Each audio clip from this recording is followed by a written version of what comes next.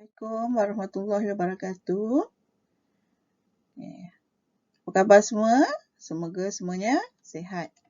Jadi hari ini kita akan belajar tentang kata sendi nama.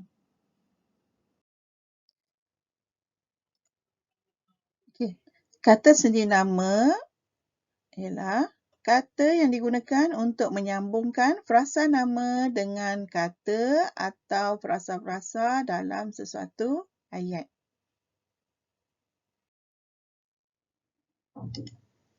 Contoh kata sendi nama: di, oleh, ke, dari, daripada, kepada, pada, bagi atau untuk, demi, seperti atau umpama, dengan. Ya.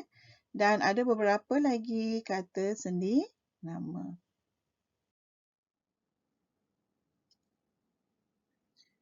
Jom kita kenal apa itu kata sendi nama.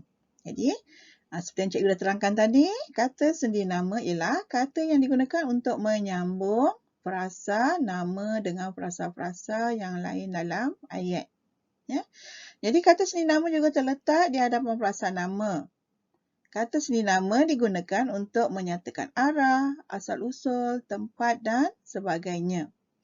Kata sendi nama mempunyai fungsi yang berlainan dan ditentukan oleh peraturan-peraturan yang khusus.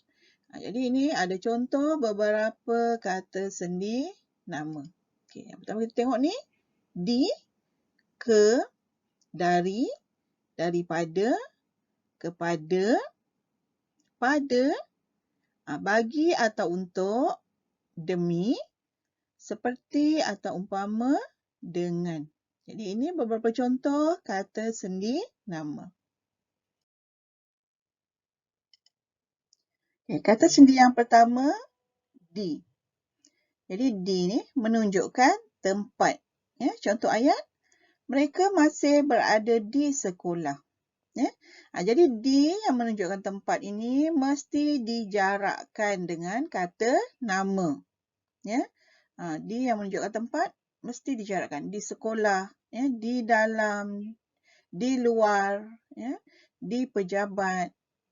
Semua ditulis jarak. Ya.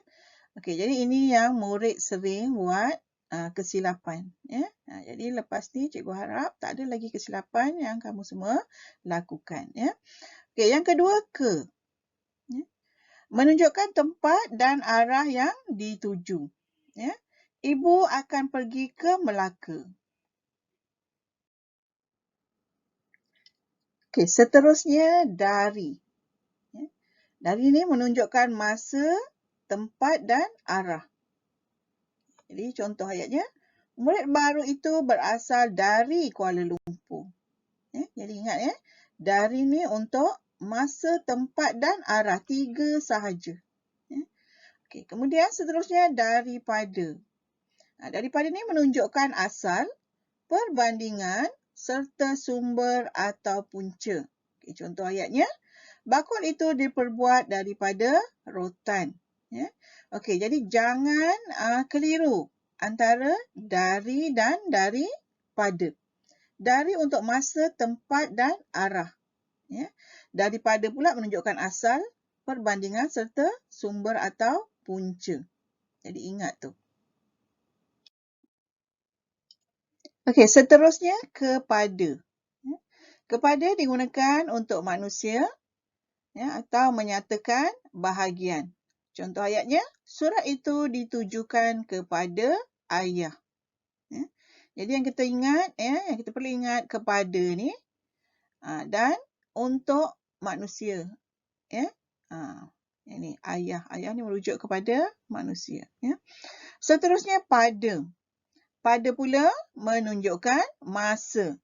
Majlis itu akan diadakan pada waktu malam. Ya. Ini pun sama, murid sering membuat kesilapan. Ya.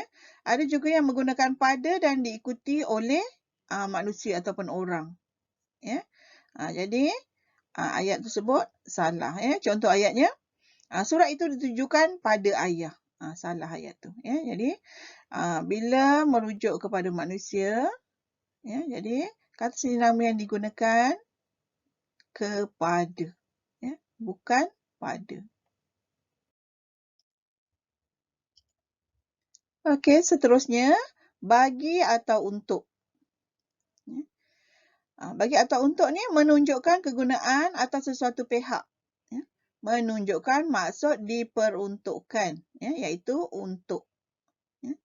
Contoh ayatnya, bagi murid yang lemah, mereka perlu mengikuti kelas tambahan.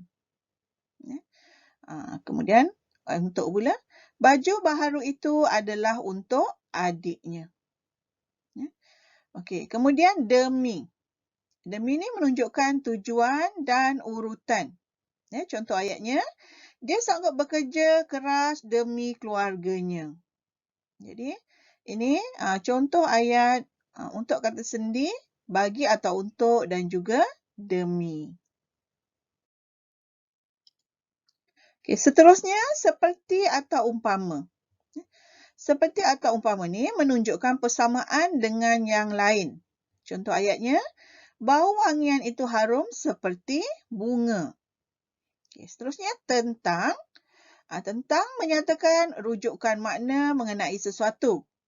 Contoh ayat, mereka berbincang tentang faedah mengumpul stem. Okay, seterusnya, dengan. Menunjukkan turut serta. Ya, penggunaan sesuatu alat, perbandingan setara dan keterangan cara. Contoh ayatnya, ayah pergi ke kebun dengan datuk. Ya. Okay, sejak. Menunjukkan masa dan waktu. Dia tinggal di kampung sejak setahun yang lalu. Jadi sejak juga merupakan kata sendi nama. Kata sendi seterusnya ialah terhadap. Terhadap ni merujuk kepada manusia, haiwan atau benda. Contoh ayat, jangan bersikap kurang sopan terhadap orang tua. Okay, kemudian akan. Akan ni didahului dengan kata adjektif. Ya, kata adjektif atau sifat. Ya. Contoh ayat, dia begitu sayang akan kucingnya yang comel itu. Jadi di sini kata adjektifnya ialah sayang.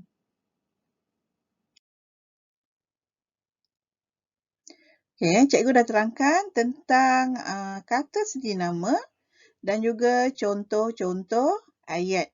Ya. Okay. Seterusnya, cikgu nak terangkan tentang kesalahan umum tata bahasa. Ya. Jadi, yang ini lebih kepada kesalahan penggunaan kata sendi nama yang sering dilakukan oleh murid-murid. Ya. Jadi, kita tengok di sini contoh ayat. Ya. Okay, yang pertama, Amir berasal daripada Kelantan. Ya.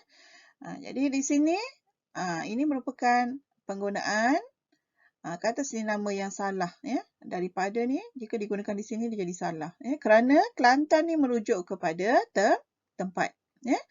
Jadi, ayat yang sepatutnya, Amir berasal dari Kelantan. Ya. Jadi, kita kena ingat. Ya. Kita perlu ingat. Dari ni merujuk kepada tempat, ya, masa dan juga arah. Ya. Daripada tadi, untuk apa? Manusia ataupun asal-usul. Ya. Kita boleh rujuk balik nota yang sebelum ni tadi. Okay, ayat yang kedua. Nina menunggu kawannya di kedai buku. Ya. Jadi, masih juga penggunaan dia sama di juga. Ya. Nina menunggu kawannya di kedai buku. Ya. Cuma, kedai ni merujuk kepada tempat. Jadi, di ni perlu dijarakkan. Ya, jangan kita rapatkan macam ni. Ya. Di yang dirapatkan untuk imbuhan. Ya. Jadi, kalau